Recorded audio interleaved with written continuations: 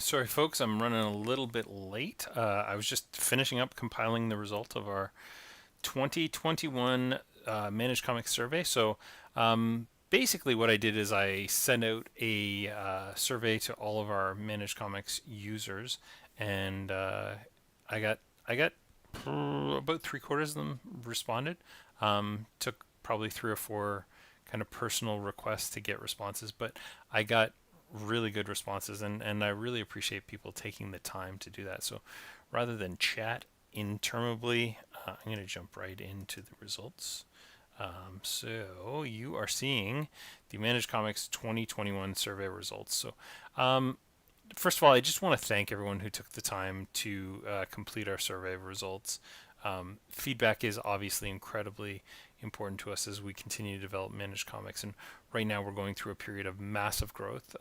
We're building things very quickly, and kind of we need to make some major changes to adapt to the industry. There's some big changes going on in the industry with publishers kind of moving around. There's big changes just to the way that stores are working in 2021 compared to previously. So we're here to help stores grow and thrive. So we're going to start out with the first question. Overall, do your customers tell you they like your subscription system? 87% of the results were yes, only 13% were no. Of the three no results, of the no results, three of the stores that were polled currently don't even give their customers access to the web portal, so it makes sense that they would say no. Um, yeah, so overall, I think it makes sense that customers like it.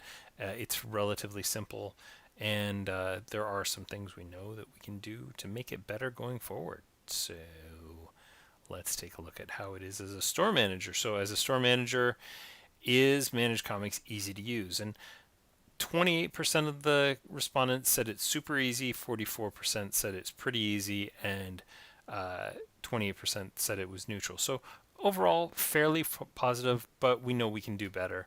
And we're going to reach out to some of those neutral folks shortly to find out how we can do better specifically. Some of them actually answered those questions in their results, so we'll definitely take that into account. How easy is it to do your weekly pulls? Overall, it looks like it's overwhelmingly positive. It's either super easy or pretty easy. There are some neutrals, and again, I think that probably gets down to the A and B cover stuff, which is a bit of a pain. So we understand, and we are working to fix it. How easy can you figure out your initial orders? So this one was kind of where things started to break down. So a little over 50% of people find it either super easy or pretty easy. Neutral is about a quarter of the people, and 10% have some difficulty. I think initial orders are probably difficult because of the way the industry has changed. So 5 years ago, when we built Managed Comics, A and B covers were a rarity, and honestly, like Marvel was doing ratioed variants, but they were relatively rare. Now, I mean, you throw a stick and people have got like C and D and E and F and G and H and I. Image at the time was not even doing variants, and I just saw Geiger has at least E variants, so five individual variant covers. So yeah, we understand that's a big change that's happened in the industry. How easy can you figure out your final order cutoff? 62% is easy or pretty easy. Uh, the rest of them not so great. So a full one third of our customers have some sort of problem with their final order cutoff. So we recognize that, and we're going to help you make that better, because these are problems that are only going to get worse as we kind of subdivide the publisher problem. And this is something we can help you out with for sure. How easy can you add titles to lists? 77% are easy or pretty easy. 77%. 23%, so a full quarter, are not as easy. I think there's some simple things we can do to kind of improve this. One of the recommendations was just like a way to bulk add titles to customers and a way to bulk add customers to titles, which sound like the same thing, but they're actually the opposites. So we'll look into doing some of those kind of things. How useful are our system emails? The last time we asked this question, it was overwhelmingly not very useful. So I liked the fact that, you know, mostly it's 75% of the people think that our emails are useful. 25% don't love them. So definitely, like I said, there's a lot of stuff that we need to do to kind of get to the bottom of some of these things. But I do like the fact that, we've got some ideas. 49% of people don't use help. Why? Is it because we're so intuitive that you don't need the help? I've put a ton of effort into our help. So if you are using it, that would make me happy. If you don't, I'd love to know, is it just not useful?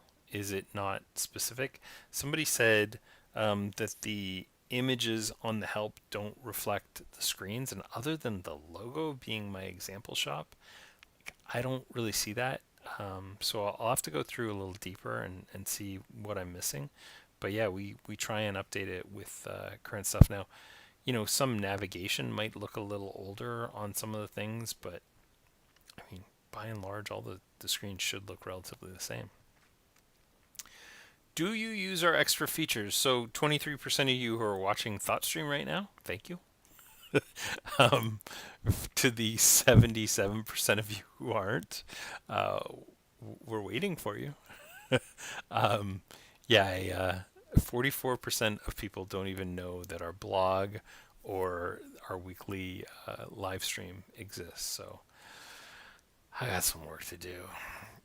Which point of sale system do you use? 21% were Shopify, 18% were Diamond RMH RMS, 16% use BinderPause, who are our partners, 16% use no POS system, 11% Square, 11% other, and 8% Lightspeed. The other was broken down to a bunch of different things, including Squarespace, and not Squarespace, this is POS. POSs were broken down to like some kind of custom implementations. I'm trying to remember what the one that I saw was. Oh, there was one Mobi, I believe.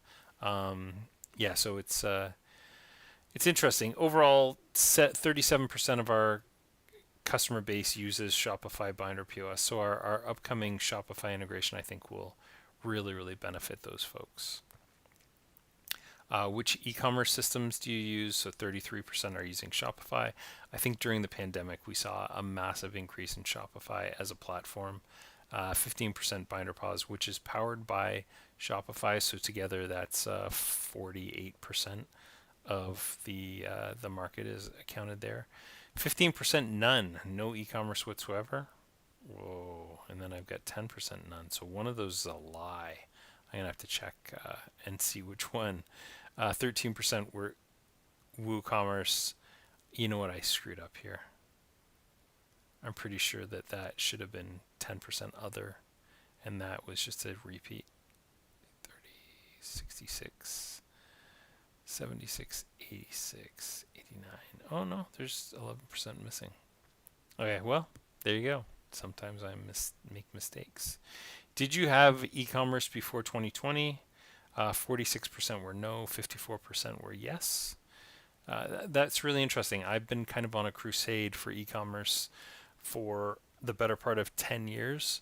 I think that it's the number one thing that any comic shop should offer before they even bother with a second location. And you should treat it like a second location. I've gone into this in depth on our blog. I'll gladly, this is probably a good Thoughtstream topic to do in the future, so we'll look at that. Will you continue with e-commerce post-pandemic? So a lot of places added e-commerce because of the pandemic. So I was curious, who will keep it going? And 79% of the respondents said yes, which is interesting considering, before the pandemic, only 54% had it. So there's a good 24%, 25% that are going to keep it after the pandemic, which I really like to see that. 13% are still weighing their options, I imagine. Should I still have it? And then 8% say no, which you got to respect that. No, I doubled up here. I'm so sorry. This is where we get to the good stuff. Which features would you like to add? So we wanted to know what kind of things would make managed comics more valuable to you. So we've been taking feature requests for the last 2 years through our help desk system. And we've also built a very large roadmap of where we'd like to go. These questions were based on kind of the frequency of them coming up, the prioritization that we've had asked directly by customers, and then kind of our own internal thumbstick. In some cases, I was just curious if people were even interested in some things that we've never even talked about. Customized email templates isn't something we've ever talked about. Group titles isn't really something we've talked about before. FOC and new release listings were not things we had talked about. So we thought it would be interesting to ask all these questions, and then we used the random feature in Google Forms to present the questions randomly so that we wouldn't get the same answers every time. So the top results were FOC new releases, number one. So we combined the web and the email. I probably should have just done it as one question instead of two. But yeah, that gets us up here. Even if you separate them, they become the number 2 most requested thing after multiple covers. Multiple covers, A and B covers specifically, were asked for as the number 2 most requested thing. Group titles is up there. So people wanting to be able to subscribe to all Heroes Reborn, for example. That was the example I gave. Automated subs. So when somebody's signed up to Batman, let's say, and Batman 3 Jokers comes out, automatically be able to sub everybody signed up to Batman 3 Jokers, send them an email that would say, you've been subscribed to this thing, click here to unsubscribe, that kind of thing. That's definitely something in the pipeline. So when we looked at the full results, and what was cool about this was we did this 2 different ways. We just wanted to see what people were interested in, first of all, and then we wanted to force rank the results to see, whether or not things rise or fall based on a forced ranking. And I realize that that's cruel. But the fact of the matter is we have a finite amount of resources, we have a finite amount of time, and we have a finite amount of dollars that we can put into doing things. So knowing, one, just what's interesting to you is great, but two, what prioritization you want. That stuff is really valuable. So 95% of the people that we surveyed said FOC and new release listings were kind of the number 1 thing. So they want those in email format first and then a web format second. So we just combined those 2 things together because it really should have been one question. So yeah, that was 95% of the results ended up being one of those 2 responses. So if we bump those down, it still becomes like the 3rd most requested thing. Multiple covers, A and B covers is 82%. Group titles is 62%. Automatic subscription recommendation 51%. 38% for full integration with a POS and e-commerce solution. 36% initial FOC info with previous sales data. 33% custom emails based on other subscriptions. 31% ratioed covered pre-orders with custom pricing. This one's going to be the toughest one, and I'll explain why it'll be tough a little bit later. 28% was tiered discounting. 28% improved check-in process. 18% automatically push leftover product to e-commerce POS system, and 15% customized email templates.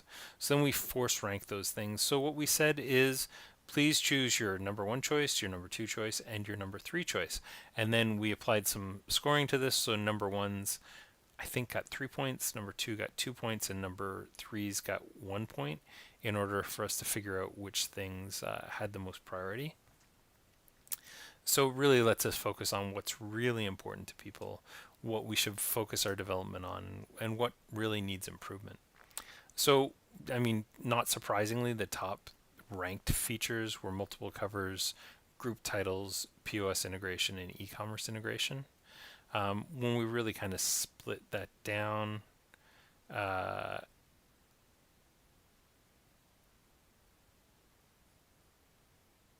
I think I duplicated my survey results. Oh man, I did. I duplicated my forced ranking survey results. Shoot.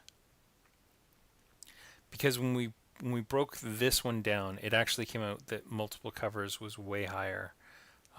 Group titles came next.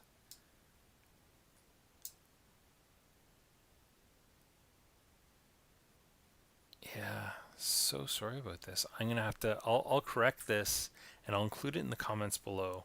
But I will also update our blog post with what this actually is. Um, because what was interesting was tiered discounting fell way, way, way down. Um,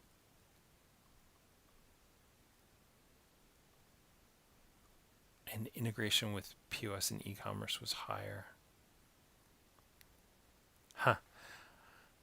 Okay. Well, that sucks. There's a couple things here, though, that I'd like to talk about. Initial FOC info with previous sales data. In order to get this, we obviously have to have some integration with the point of sale. So that one's a really, really cool one that I think our Managed Comics 2.0 product will cover. Group titles, this is going to require some data integration, and I'll talk about that a little bit later, kind of in where we go from here. And custom emails based on other subscriptions. This will also require some data stuff, but I'm pretty confident in that stuff. Anything we missed? So the answers were simplify special orders, allow for special order deletes. Um, I love the idea of simplifying special orders. I think Managed Comics 2.0 really addresses that because it makes all the catalogs fully available, and then anything that's not like a regular subscription would just be a pre-order. Um, Allowing for special order deletes.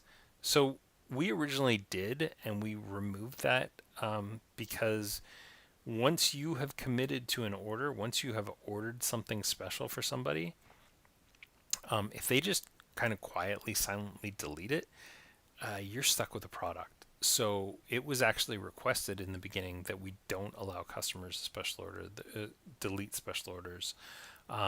We maybe need to do a better job of having like some sort of contact tab there so that they can contact you to cancel something. Because if it's something, like a 1 in 1,000 berserker, sure, cancel that all day long. I'll resell it on eBay for $5,000. But the statue that you've pre-ordered for $300, you probably don't want to just have somebody disappear. Tagging for street dates and FOC dates, great point, and we'll definitely look into that. Let customers add notes to their account. That's a fairly easy win, and I think we can do something like that fairly easily. More customization with the ability to remove features. This one gets a little dicey. A couple people wanted to like not be able to allow people to subscribe to trade paperbacks, or don't let them have the special order features. We don't have a way of doing that right now, but that's something that I'll think about and see if we can kind of make it happen. Overall satisfaction. So we asked a question which is overall, how satisfied are you? And we gave you a 10-point scale. This lets us figure out something called the Net Promoter Scale. So out of it, 50% roughly were in the 9s and 10s. Another 28% was in an 8. So that looks relatively good. Looks like we've got 75% in an 8 or higher or more. It's closer to 80%. And then kind of 7 and below, there's an additional 10, 15, 17, about 18%. So roughly 20 are 7s or belows. Only one below 4. So I guess that's kind of good. But there's a thing called a net promoter score. So what this is it takes your promoters, your people that are nines and tens, and then takes your neutrals, which are the seven and eights, and then takes the sad people, the people that are below seven, and detracts them from the top score to get you an actual final score. So our actual net promoter score is 46, which isn't great. I would like to see that in the 60s or 70s, preferably. But it just tells me that we've got a lot of things to do to work to make managed comics something that people love. And then we have a question, which is, would you refer managed comics to a fellow retailer? So the answer was an overwhelming yes, 92% yes, 8% no, which that's an awesome and really humbling thing to see. That I think it means that we make a difference, that we make it easier for you to sell comics, and that you sell more comics with us. So yeah, I really appreciate that. We got some really, really super amazingly nice things said during the survey. Love the site, made a big difference to managing my subscribers. Managed Comics and Geek Fetch have proven to be invaluable tools to my business. You guys at Managed Comics have been a big help to us, especially during the pandemic. We appreciate the good work you're doing. And my favorite one, beta access now. This person would like beta access to Managed Comics 2.0, which is getting closer. But it wasn't all wine and roses. We had one person actually cancel their account after taking the survey, saying that they are waiting until we incorporate Shopify into the system. A couple of people told us that we need to interface with their e-commerce platform in order to be truly useful. And we also had requests to get products up faster after they're announced, which is a real challenge. I don't know that there's any way to solve this. I've literally spoken to Nancy Spears at DC Comics about exactly this problem, about the fact that Bleeding Cool on the 15th of the month is already promoting DC and Image Comics for that we won't get information about until a week and 5 days, a week and 2 days, a week and 2 days from today.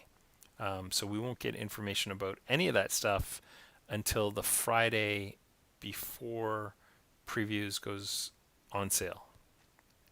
And I said that that's something that we would like to rectify, because the dumb thing is somebody's going to go and see that there's a new Harley Quinn title. I don't actually know if there is a new Harley Quinn title, but they see it on Bleeding Cool or on CBR News or wherever they are, or even worse, like the Hollywood Reporter was reporting some like stuff months ago, and that data isn't available to comic stores for an entire 11 more days.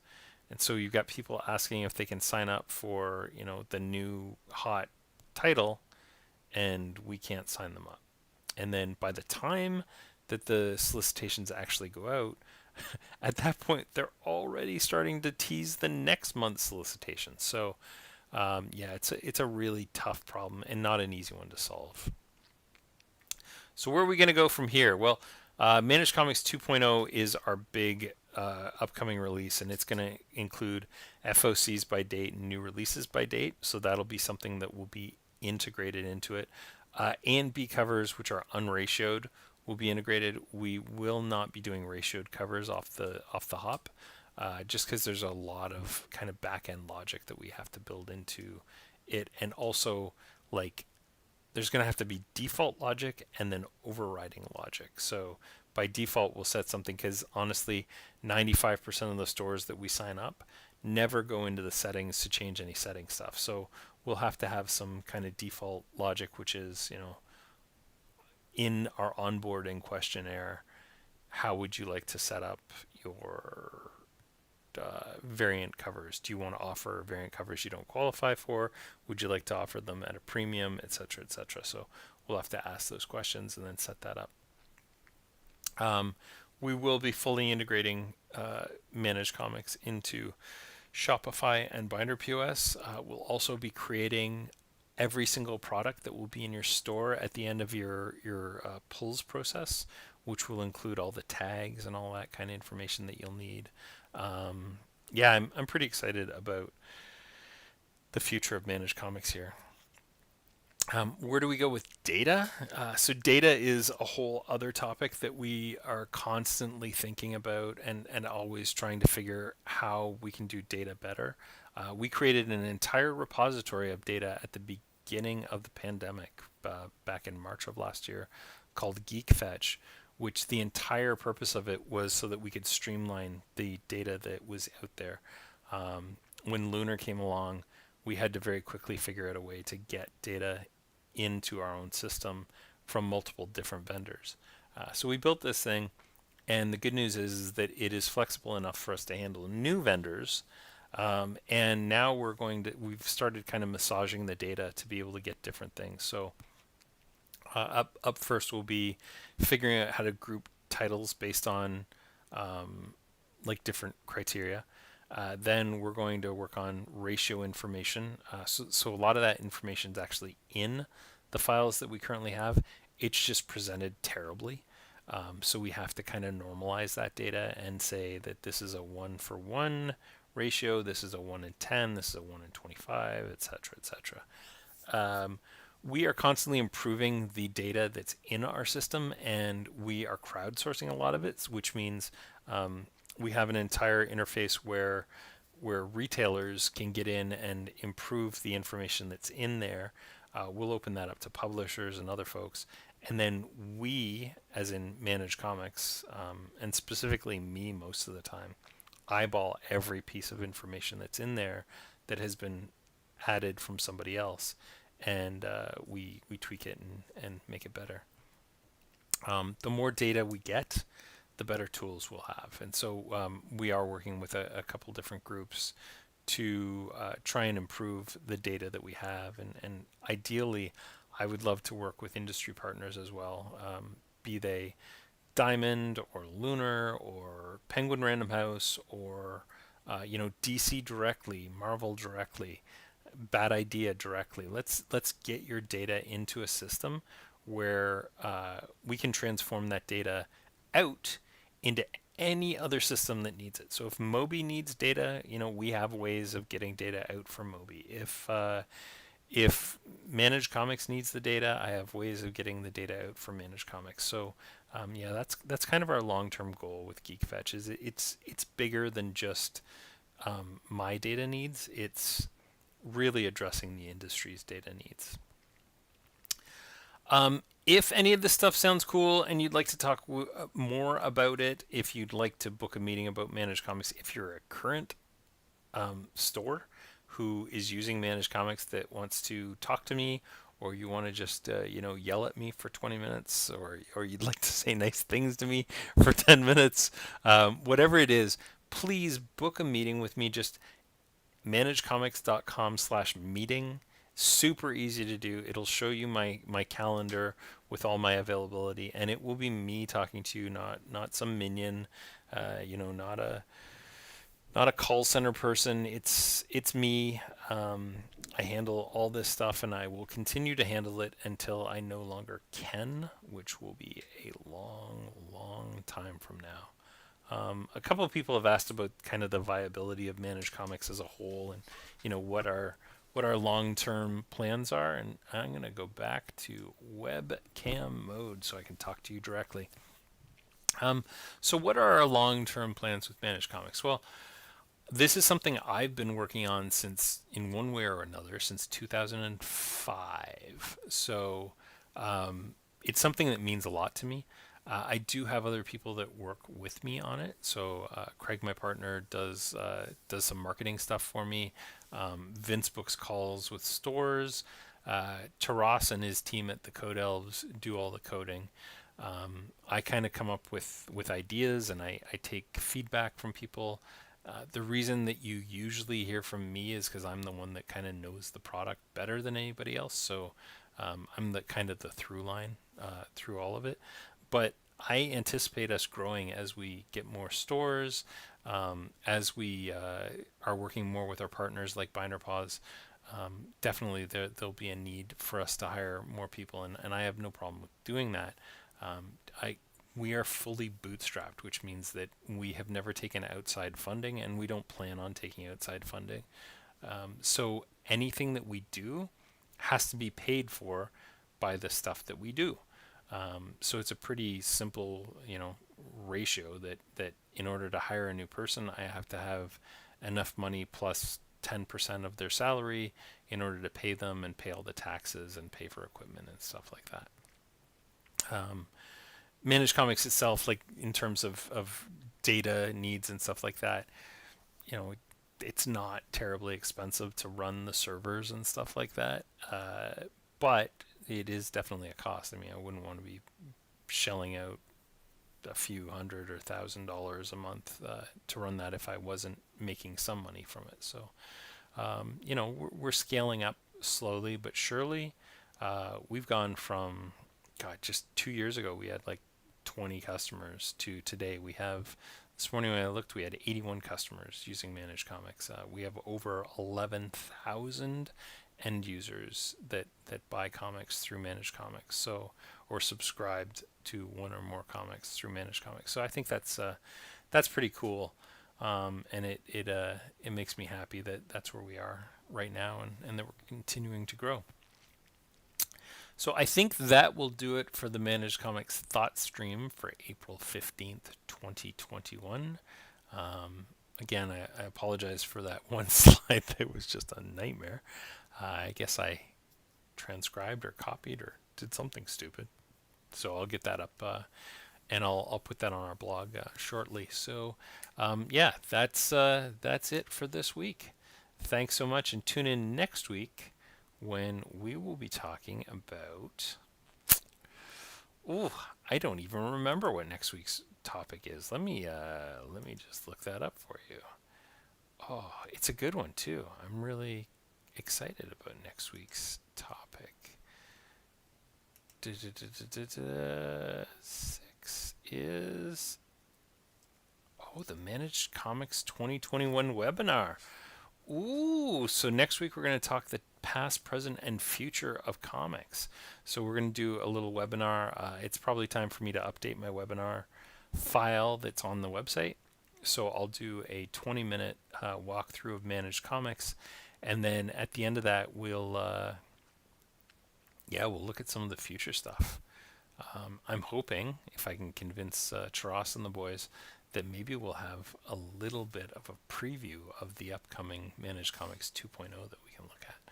So tune in next week. Same bat time, same bat channel.